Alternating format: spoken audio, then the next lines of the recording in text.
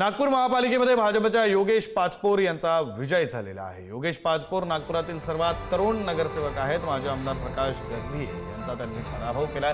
प्रकाश गजभिये यांचा 6,000 पेक्षा अधिक मतांनी पराभव केला आहे। महानगरपालिकेच्या निवडणुकीत अनेक प्रस्थापितांना देखील धक्के मिळाले। त्यापैकीचा एक प्रभाग क्रमांक 13 मधील प्रकाश गजभिये हे राष्ट्रवादीचे माजी आमदार त्याचबरोबर माजी नगरसेवक देखील राहिलेत आणि त्यांना धक्का दिलेला भाजपच्या तरुण उमेदवार असलेल्या योगेश पाचपोर यांनी।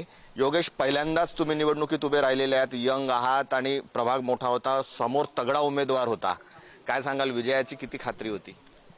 माननीय नितीनजी गडकरी, माननीय देवेंद्र फडणवीस साहेब आणि परिणय फुकेजी यांच्या नेतृत्वात आम्ही पूर्ण जी निवडणूक होती ती लढली आणि आम्हाला खात्री होती की आमदार 2 टाईमचे आमदार आहे आणि खूप साऱ्या गोष्टी होत्या, त्यांचा खूप चांगला इथे दबदबा आहे प्रभाग 13 मध्ये। पण त्यांनी कुठेतरी आमदारापासून खाली येऊन नगरसेवक लढणं, आमच्यासारख्या युवकांना त्यांनी आशीर्वाद द्यायला पाहिजे होता आधीच।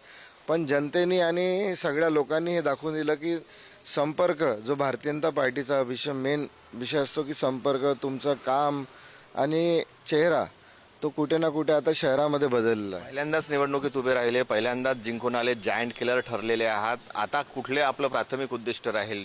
शहराचं तर आहेच, तुमच्या प्रभागाच्या बद्दल काय सांगाल?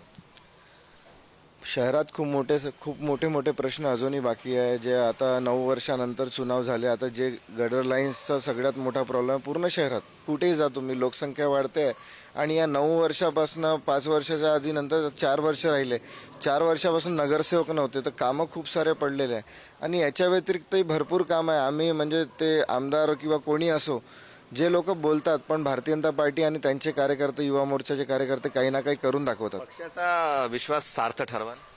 पक्षाचा विश्वास एकदम ताकदीने सार्थ ठरला असं मला वाटतं। खूप खूप धन्यवाद। कॅमेरामॅन मंगेश हस्तकसह जितेंद्र शिंगाडे, पुढारी न्यूज, नागपूर।